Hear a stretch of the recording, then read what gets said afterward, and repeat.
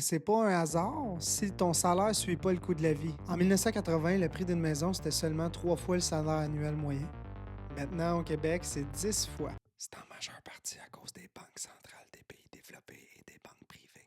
T'as pas besoin de savoir je suis qui pour comprendre qu'on vit dans un modèle de croissance financière exponentielle. Donc, les banques centrales, malgré eux, vont toujours devoir imprimer de l'argent puis l'injecter dans le système. Puis les banques privées vont continuer de faire des prêts. Mais ton salaire, lui, son augmentation, c'est linéaire. Donc, c'est pas faux de dire que plus tard, ça sera carrément impossible d'acheter une maison. Puis même si tu réussis à acheter une maison, ta maison sera jamais assez pour devenir libre financièrement. T'as deux choix dans la vie, OK? Tu peux décider de te prendre en main puis de commencer à essayer de penser à investir, mettre un plan en place ou de rien faire. Mais viens pas chialer plus tard que le gouvernement ci, puis l'économie ça, puis toi, t'es gna gna gna gna. Si t'es une victime, c'est parce que t'as décidé de l'être inconsciemment ou consciemment.